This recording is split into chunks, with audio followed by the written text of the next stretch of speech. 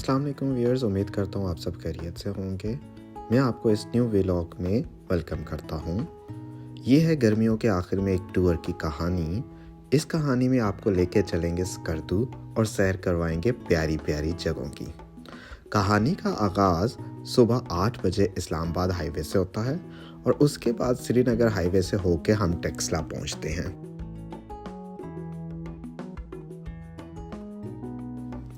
टेक्सला से हमने round about से होकर राइट हुए और उसके बाद इस बाज़ार में से गुज़र के हमने उस रास्ते पे हो जाना है जो रास्ता HMC colony, best way Farooqia और हतार की तरफ जाता है। ये रास्ता टू वे है, तो इस वजह से यहाँ पे जब आप जाते हैं तो आपका टाइम सेव हो जाता है।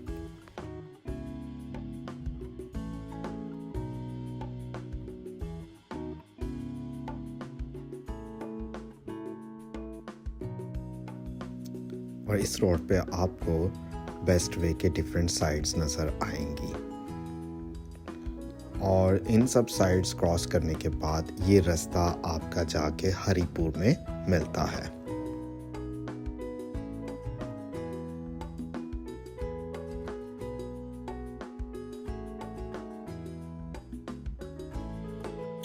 और अब हम हरिपुर में N35 के पास आ गए हैं और अब यहाँ पे आपको बाइक की स्पीड अकॉर्डिंग टू ट्रैफिक लेके चलनी पड़ेगी।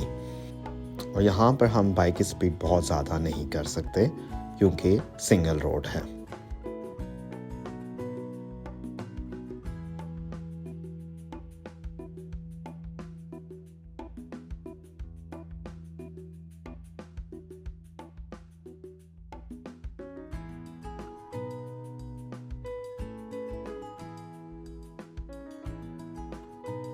हरिपुर के बाद हवेलियाँ आता है और जब आप हवेलियाँ क्रॉस कर लेते हैं ना, उसके बाद आपको प्रॉपर माउंटेन व्यूज़ नज़र आने लग पड़ते हैं और दूसरी तरफ आपको हज़ारा मोटरवे भी नज़र आ रही होती है।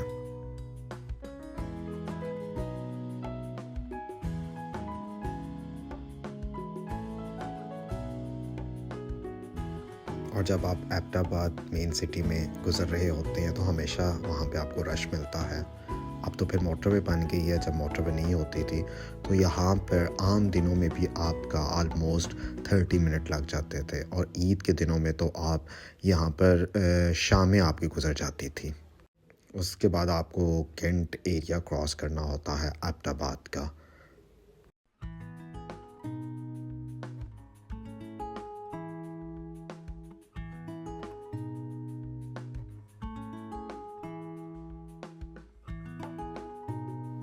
एबटाबाद क्रॉस करने के बाद आपका मनसेरा आ जाता है। मनसेरा क्रॉस करने के बाद ना आपने बाईपास से, ये जहाँ अभी वीडियो में नज़र आ रहा है, यहाँ से राइट होना है और यहाँ पे डिस्टेंस कवर करके आपने अप हिल की तरफ जाना है और जाके आपकी एंड जो जगह आती है वो ये है। ठीक है, यहाँ पे आपको मनसेरा का फुल व्यू नज़र आता है और मतलब ये जिस तरह के एक मोनाल के व्यूज़ है ना, उस जैसे तो नहीं, उससे मिलता जुलता यहाँ पे व्यू आपको नज़र आएगा फुल मनसेरा का।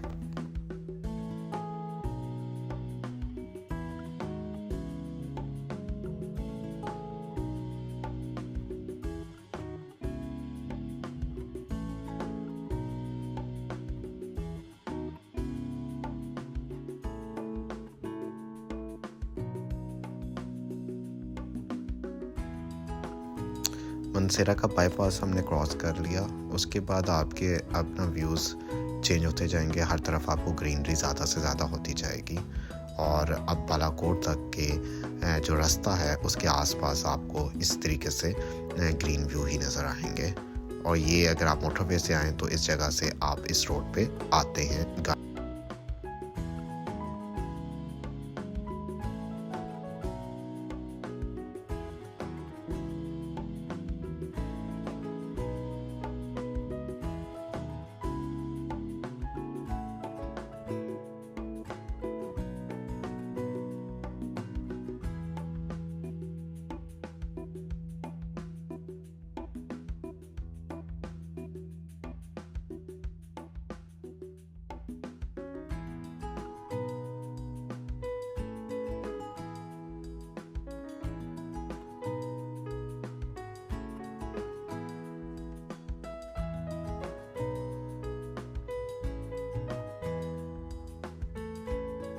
अच्छा, हमें रास्ते में नारियल के काफ़ी स्टॉल्स नज़र आए, तो हमारा भी दिल किया कि हम नारियल का पानी पीते हैं। तो उससे हमने कहा कि हमने ये बना कर दे और हमने पानी पीना है, और वो ये देखें किस तरह वो तोड़ रहा है।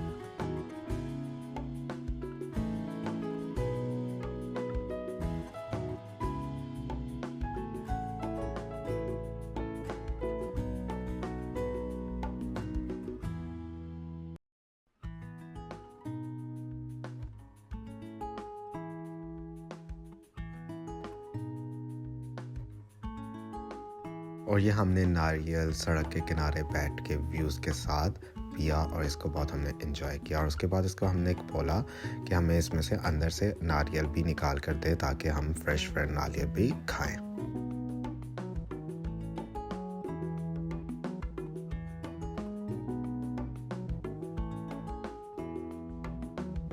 नारियल खाने के बाद हमने आगे का सफ़र किया, और ये हमारे पास ये चौक नज़र आ रहा है, ये बेसियाँ हैं। यहाँ से अगर आप मुज़फ़्फ़राबाद वाली साइड से आ रहे हो ना, तो आप राइट साइड पे इस चौक पे निकलते हैं, और हम अभी लेफ़्ट साइड से ऊपर वाली साइड से आ रहे हैं।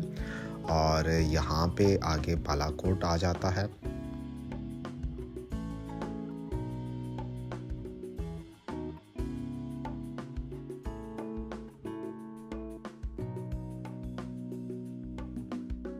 बालाकोट को बाज़ार क्रॉस करने के बाद ये ब्रिज आता है, और हम ब्रिज से क्योंकि गर्मियों का एंड था, तो यहाँ पे पानी का फ़्लो बहुत ज़्यादा कम था।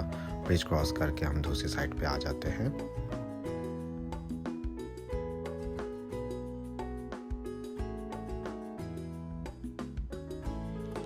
बालाकोट के 25 मिनट्स के बाद हम होटल पे रुके, और हमने वहाँ पे टी ब्रेक की।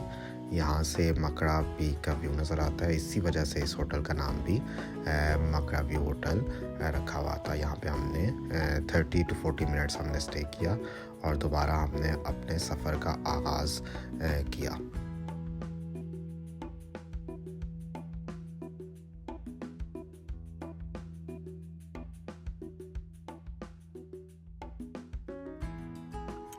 ये अभी हम केवेई वाटरफॉल से गुज़र रहे हैं। वो चेयर्स पड़ी हुई हैं पानी के अंदर, लेकिन इस टाइम पे बिल्कुल रश नहीं था। असल में इसकी 2 रीज़न्स थी। एक रीज़न तो ये थी कि अभी सीज़न अब ख़त्म होने वाला था, और दूसरा रीज़न ये थी कि जो हमारा आज निकलने का दिन था, ये थोड़ा ऑफ डे था।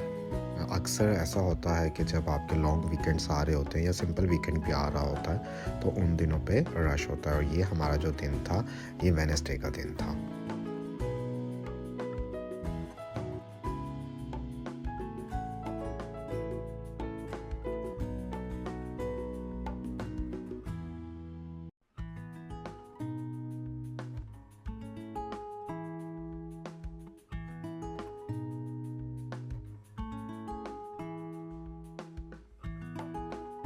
नारान से पहले सुखी किनारी डैम, जो ऑलमोस्ट अब कंप्लीट है। पहले तो उन्होंने अल्टरनेट रास्ता दिया हुआ था, जिसमें काफ़ी टाइम लग जाया करता था, लेकिन अब इन्होंने एक टनल बना दी है, और रोड भी इन्होंने कंस्ट्रक्ट कर लिया है। तो इस वजह से भी हमारा अब टाइम घंटा सेव हो जाता है। और ये टनल है, और ये टनल जो थी लास्ट ईयर इन्होंने ओपन कर दी थी, और इस टनल में से हम फर्स्ट टाइम गुज़र रहे थे। और इस टनल और रोड कंस्ट्रक्शन की वजह से हमारा नारान में पहुंचना तकरीबन 40 मिनट से 1 घंटे में टाइम सेव हो गया।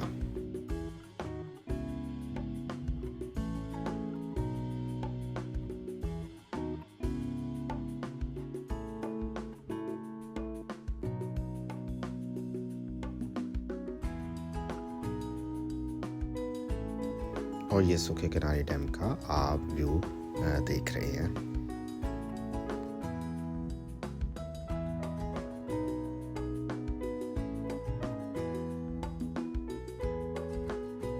पिछले 4-5 सालों से हम जो टूर कर रहे हैं, तो हम जब नारान पहुंचने वाले होते थे, क्योंकि हमें इन्होंने अल्टरनेट रास्ता दिया हुआ होता था, और वो रास्ता भी कच्चा था, तो हमें नारान जाते जाते बस ऐसा लगता था, बस हम कहते थे कि नारान आए, और एंड पे हमें ना नारान पहुंचते पहुंचते थकावट हो जाती थी।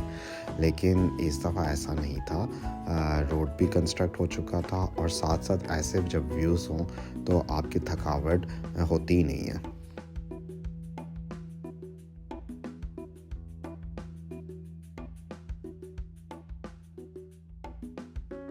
और जब आप नारान पहुंचने लगे होते हैं ना तो व्यू कुछ इस तरीके से आता है। और जब ये वाला फर्स्ट व्यू नारान का बाज़ार आपको दूर से नज़र आ रहा होता है ना तो आपको एक खुशी की वाइब आती है, क्योंकि आपने स्कर्दू का आधा रास्ता आलमोस्ट आप कवर कर चुके होते हैं। और नारान बाज़ार में आप पहुंचने से पहले एक वैसी एक खुशी होती है। एक तो चलें आपका एक मिड पॉइंट बन जाता है और फिर आपके एक मेन रेस्ट पॉइंट आ जाता होता है। हम तो जब भी स्कर्दू और हुंसा वाली साइड जा रहे होते हैं हमारा यही मिड पॉइंट होता है और यहीं पे हमारा एक मतलब रेस्ट करते हैं जिसमें हमारा लंच वगैरह हो जाता है। हम सुबह 8 बजे निकले थे और अब हमें 2:30 बज रहे हैं, तो हमें 6.5 घंटे लगे यहाँ पे पहुँचते जिसमें हमने रेस्ट भी की थी 40 मिनट्स की। अब आप ड्रोन व्यूज़ नारान के एंजॉय करें। यहाँ से नारान का स्टार्ट होता है और अभी हम अपने ड्रोन को लेके जाएंगे बाज़ार में भी, और उसके साथ आप जो नारान के साथ दरिया कुनहार है वो भी आप इसके पैरेलल में इस वीडियो में देखेंगे।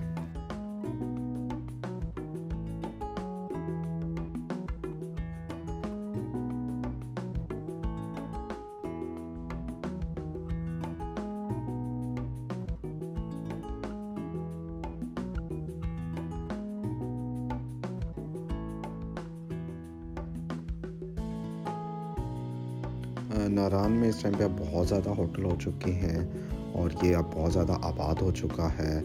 और वैसे तो सर्दियों में ये क्योंकि एक जगह पे ग्लेशियर आ जाता होता है जिसकी वजह से रास्ता बंद हो जाता है, लेकिन तकरीबन 8 महीने तो नारान ओपन ही रहता है।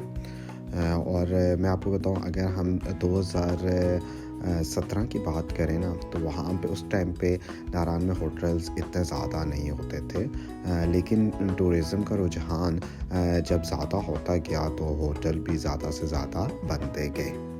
अच्छा, नारान के बारे में छोटे होते वक्त से ही बहुत ज़्यादा सुना जाता था। नारान वैली बहुत प्यारी है क्योंकि उसके पास सैफ अल मलूक लेक्स है और उसके आसपास जो Lulusar lake and then Babusar top, मतलब ये एक टूरिस्ट पॉइंट्स थे ना, तो इस वजह से नारान भी बहुत फेमस है। और सबसे मेरे ख्याल में जो दूसरी वजह है, अगर आप स्कर्दू हुंसा की तरफ जाते हैं ना तो नारान तकरीबन एक मिड में आ जाता है। तो अगर कोई लाहौर वगैरह से आ रहा हो तो उसका फर्स्ट स्टे जो पॉइंट बनता है वो नारान बनता है। अच्छा, पहले मैंने आपको ड्रोन वीडियोस दिखाई हैं, अब हम नारान के बाज़ार में से गुज़र रहे हैं।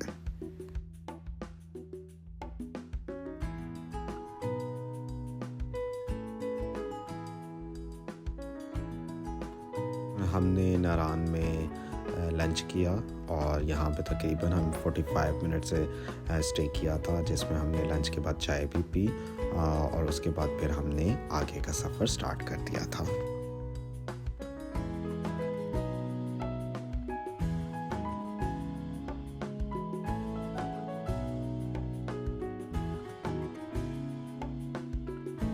अच्छा, नारान क्रॉस करने के बाद उसके पास जो रोड और उसके व्यूज़ है ना वो बहुत ही अमेजिंग है। मैंने नॉर्थ की काफ़ी प्लेसेस को विज़िट किया है और मैं चाइना बॉर्डर तक गया हुआ हूँ, स्कर्दू सारा विज़िट किया हुआ है, लेकिन जो मुझे नारान से बाबू सर टॉप के दरमियान का रास्ता और इसके जो व्यूज़ मुझे अच्छे लगे हैं ना, ऐसे मुझे किसी और जगह के उस तरीके का रास्ता नहीं लगा। और यहाँ पर आपका टेम्परेचर भी बहुत अच्छा होता है। अच्छा, नारान के बाद जो अगला स्टेइंग पॉइंट हो जाता है जहाँ पे लोग स्टे कर सकते हैं वो बाटा कुंडी है। अच्छा, यहाँ पे भी अब कुछ अरसे से होटल्स कंस्ट्रक्ट हो चुके हैं क्योंकि नारान में अब बहुत रश हो जाता है तो लोगों को की प्रेफरेंस थोड़ी चेंज होने लग पड़ी है और वो अब बाटा कुंडी में आके स्टे करते हैं और बाटा कुंडी को अब न्यू नारान भी कहा जाता है।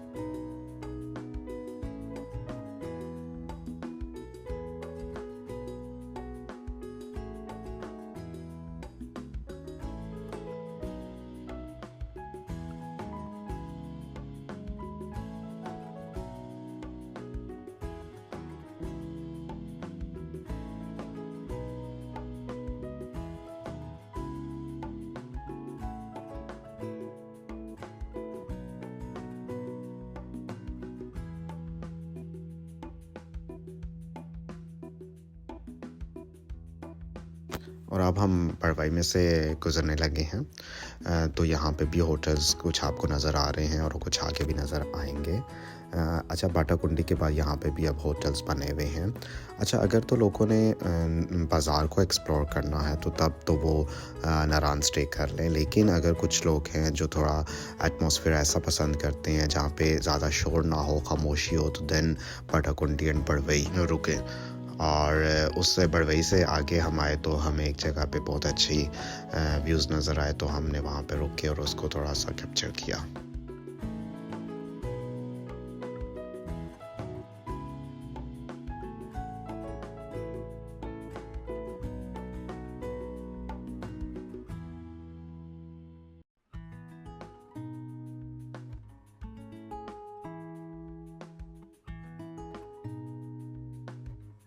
और ये है टाइगर पीक। इसको मिनी केटू भी कहते हैं क्योंकि इसकी रिजेम्बलेंस है केटू से इस वजह से, और इसका व्यू झलकट से बहुत अच्छा आता है।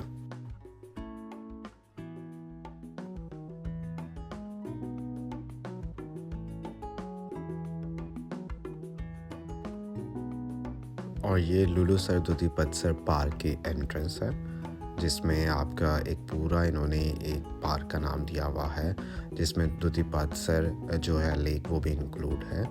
और ये हम बेसर आ गए हैं, और जिसकी मार्केटिंग मून रेस्टोरेंट की हर जगह पे थी कि इतने मिनट बाद मून रेस्टोरेंट आने वाला है, और ये हमारे सामने मून रेस्टोरेंट आखिर मिल ही गया।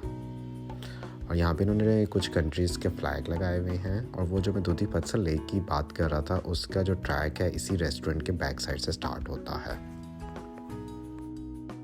इसके बाद लुलुसर लेक के पास हमने इसको क्रॉस किया, और यहाँ पे हम रुके नहीं क्योंकि हमने बाबूसर टॉप रोशनी में ही क्रॉस करना था, क्योंकि सितंबर का एंड था, तो मगरिब 6:15 हो रही थी।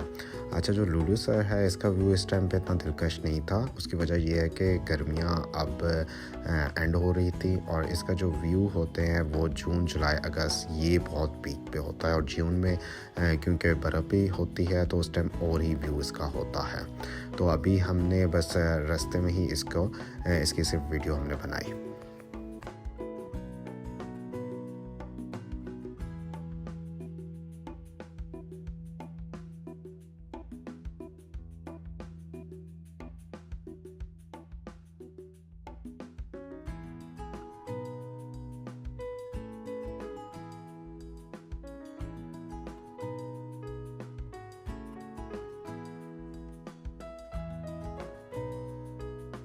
और ये हमारी अब चढ़ाइयाँ जो है बाबूसर टॉप की तरफ स्टार्ट हो चुकी थी, और ये वाली चढ़ाइयाँ थोड़ी सी मुश्किल होती हैं क्योंकि बाबूसर टॉप जो है 13,000 फीट की बुलंदी पे है। तो वहाँ पर हमें डिफरेंट यहाँ पे टर्न्स आते हैं, और यहाँ पे ड्राइविंग गाड़ी की हो या बाइक की हो आपको एहतियात से करनी पड़ती है। अच्छा, क्लाइमेट का हर जगह पे बहुत से ज़्यादा चेंज आया है क्योंकि जब भी हम नारान से आगे और ये बाबूसर टॉप को क्रॉस करते थे तो हमने हमेशा जैकेट के साथ ना स्वेटर पहनी होती थी, और कभी कभी तो 2 स्वेटर्स भी हमने पहनी होती थी। लेकिन अभी आप देख रहे हैं कि यहाँ पे बारिश भी हो चुकी थी। थैंक्स गॉड कि हमें बारिश नहीं मिली, लेकिन यहाँ पे बाबूसर टॉप हम पहुँच चुके हैं। बारिश भी इससे पहले हो चुकी थी, लेकिन हमें इतनी ज़्यादा ठंड नहीं लग रही थी। हालांकि ये सितंबर का एंड था, मीन्स गर्मियों का एंड था। तो हमने जस्ट एक जैकेट में बाबूसर टॉप को क्रॉस कर रहे हैं, और ये भी फर्स्ट टाइम हुआ है क्योंकि हर जगह क्लाइमेट का फ़र्क हुआ। अच्छा, ये हम तकरीबन 6:15 हम बाबूसर टॉप को क्रॉस कर रहे थे। हमने कहा कि बस बाबूसर टॉप को रोशनी में क्रॉस कर लिया जाए, तो बाबूसर टॉप में तो हमने रोशनी में पहुंच चुके थे। और अब हमने बाबूसर टॉप से आगे चिल्लास की तरफ जाना था क्योंकि अब 6:15 हो चुके हैं, तो अब आधे घंटे के अंदर अंदर जो है रोशनी ख़त्म हो जाएगी। तो ऑब्वियसली चिल्लास तक जब हम पहुँचेंगे तब तक तो बिल्कुल अंधेरा ही अंधेरा होगा। अच्छा, बाबूसर टॉप जो है वो तो 13,000 फीट की हाइट पर मौजूद है, और उसके बाद आपकी उतराई स्टार्ट हो जाती है। और ये उतराई आपकी चिलास तक, ये तकरीबन घंटा उतराई के बाद चिलास आता है। वो ये आपको सामने रोड नज़र आ रही है। इसी तरीके से यहाँ पे बड़े शार्प टर्न्स हैं और उतराई वाले टर्न्स हैं। तो यहाँ पे हमने तकरीबन घंटा ऐसे सब टर्न से होके हम बीच में अंधेरा भी आ चुका था और हम ज़ीरो पॉइंट पर पहुँच चुके हैं। और ये ज़ीरो पॉइंट पे आके हम KKH पे आके मिले हैं। और जब सर्दियों में बाबूसर टॉप बंद होता है तो यहाँ पे दूसरी साइड से दासू वाली साइड से लोग आके इसी KKH पे आके इस जगह पे मिलते हैं।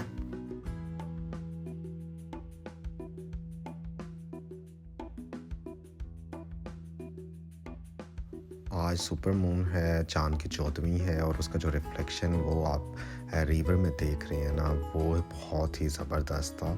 तो अभी हालांकि काफ़ी टाइम हो चुका था, हम सफ़र तय कर रहे हैं, लेकिन जो हमने इस मून के साथ दरिया पे रिफ्लेक्शन देखा ना, तो इससे जो हमारी नींद और हमारी थकावट थी वो बिल्कुल दूर हो चुकी थी। इस टूर में हमारे पास दिन कम थे और जगह ज़्यादा थी, इस वजह से हमने आज जगलोट पहुंचना था और तकरीबन 8 बज चुके हैं और हम थोड़ी देर में जगलोट पहुंचने वाले हैं। उम्मीद करता हूँ व्यूअर्स आपको ये एपिसोड पसंद आई होगी। नेक्स्ट एपिसोड में हम आपको बिलामिक वैली को विज़िट करवाएंगे। तब तक के लिए अल्लाह हाफ़िज़।